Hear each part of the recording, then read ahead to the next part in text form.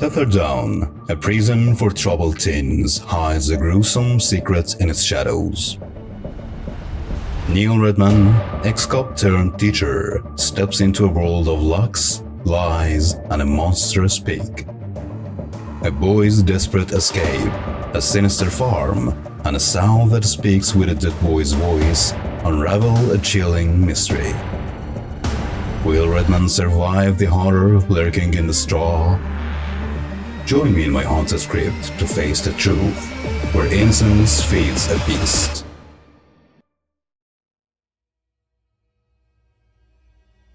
Tetherdowne stank of sour sweat, bad breath, and musty hair. The boys' hushed voices echoed in corridors with barred windows. Rules pinned them down. Don't run, don't shout, don't whistle, don't fight. They called it a remand center, but it was a prison, plain and simple. Locks, keys, and warders proved it. Neil Redman, once a policeman, knew these kids weren't soft. They were sharp, quick, and mean, ready to cut you with hidden blades. He carried no dreams about saving them, just heavy feeling in his gut. Dr. Liverthal met him, her face hard, hair pulled back tight. "Welcome to Tetherdowne," she said, her voice sharp as glass. The governor was gone. "Money troubles," she said. She called Redman a token. His police past meant to calm the law and order crowd. "I'm no cop," he snapped. "Not anymore." After 24 years, the force kicked him out for refusing a desk job. Now he was here, a stranger in a place that crushed kindness. From a high window, the grounds looked grim. A dry playing field, tired trees, and tall brick wall. A prison wall, strong and cruel. Liverthal talked about the boy's guilt, but Redman saw no sorrow. One kid, tattoos half done, mocked her behind her back. On the field, a fight broke out. A small boy, Lacey, lay beaten, blood on his face, nose smashed, eyes shot like he heard something in the ground. Liverthal named him, shrugging. "Lacey asks for it."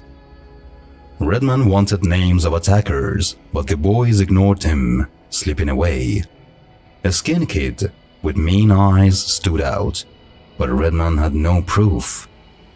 Liverthal's cold words, "not quite a wholesome Lacey," left him uneasy. Redman set up his workshop, fixing broken tools, saws with no teeth and dull chisels. It was his safe place, smelling of wood and sweat. A bell rang, loud and sharp, pulling him to the hospital unit. Shouts turned to a scream. Lacey crashed into him, kicking, yelling. Redman grabbed him, but warders took over, twisting Lacey's arm. His bruised face, young and soft, stared up, eyes big and accusing. "You the pig?" he spat, snot dripping. "Yes, son, I'm the pig," Redman said. Their eyes locked, a silent fight. Lacey broke away, whispering, "You don't know nothing." Liverthal came late, saying Lacey locked himself in a bathroom, tried climbing out a window. "Henessey," Lacey gasped before warders pulled him away. Liverthal lit a cigarette, hands shaky, calling Henessey an escapee from May. Clever, but long gone. Redman didn't believe her. Lacey's truth felt slippery, like water. Classes started in thick heat, the workshop a hotbox. The boys liked Redman's tough talk, but the staff kept their distance, worn down by Tetherdowne's rules. A kid named Creeley, bad with tools, talked about a farm past the field, a smelly place with huts and a pigsty. Redman followed the bad smell across hard ground. He found dirty chickens, geese, and pigs rolling in filth. One sow was different, huge and clean, her blonde lashes curling, her dark eyes shiny and smart. Redman, a city man, stared at her. She wasn't the dirty pig he'd imagined. She was grand, almost pretty, her pink skin glowing.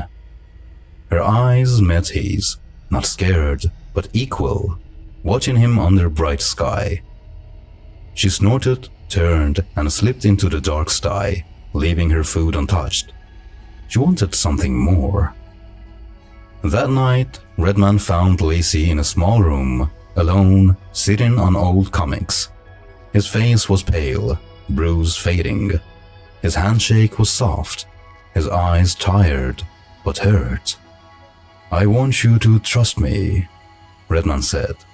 Lacey gave him a letter for his mom, one the staff would burn for naming Hennessey. "He's here," Lacey said, voice shaking. He never left. He's smart. Planned it all." Redman pushed. "Hennessey's dead?" Lacey nodded. "Hanged himself with the pigs." His face held no lies, just his truth. Redman didn't believe in ghosts, but Lacey's words stuck. "You'll see," Lacey said. "You'll see." The sow at the farm's edge was hungry, her needs growing. Old food wouldn't do. She wanted meat, soft and special, like before. Only sometimes, when the craving hit, she'd eat from the hand that fed her. Two boys came through tall weeds, scared, holding a plate on their dirty clothes. They knelt at her gate, her bright eyes shining in the dark. "Well," she said, her voice a boy's, Hennessey's voice. The older boy, voice shaking, said, "It's not what you wanted. Sorry." They promised better meat, soft and white, soon. "Why not tonight?" she asked. "He's got a new teacher, Redman." The sow knew him, her foe, and swore she'd get him. She took their old bacon, biting off fingers with it, yellow teeth snapping. Blood spilled. The boy ran. "Tomorrow," she said. "Soft and white, or I come for him." Yverthal laughed off Lacey's story, her face tight, saying Hennessey escaped. "All lies," she said, writing papers. But she lied about the farm, saying no boy spent extra time there. Redman held Lacey's letter. "Mama, they fed me to the pig." He ran to the farm, night heavy and still, like a closed room. Candles glowed along the sty's wall, boys and Yverthal watching something inside. Redman crept near, hearing a young voice speak.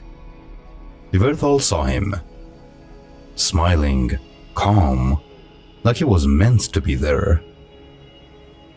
"Hennessey's here," she said, pointing to the saw, now burned, eyes small, snout bent. "She ate him," the boy said, grinning. "It talks through her." Redman saw Lacey inside, alive, frozen, with fear on straw. Yverthal's hair caught fire as she grabbed him. Falling through the gate, flames spreading. The saw screamed. A plain pig, no magic, burning as she ran over Yverthal's body. Redman pulled Lacey out, worms falling from Hennessey's rotted, chewed body hanging above. The sow on fire raced into the dark, her cries trapped in the night. Redman led Lacey across the field, something big following, heavy and patient. Back at Tetherdowne, the halls were quiet. the television's noise empty. Redman found the governor dead, heart gone, straw everywhere. The phone was broken. In the vestibule, candles burned and the Sow appeared, Lacey on her back, naked, his eyes like hers, making pig sounds. A rope caught Redman's neck, pulling him up. A deep sadness hit, worse than pain, swallowing all he was. Lacey climbed him, teeth biting, as the Sow spoke in Henessey's voice. "This is the state of the beast, to eat and be eaten." Redman's life faded, eaten in Tetherdowne's dark. Tetherdowne's shadows devour trust, feeding a beast with a boy's voice. Tell me in the comments, would you trust a stranger's gaze? Dare to face the next horror? Subscribe and ring the bell to stay cursed.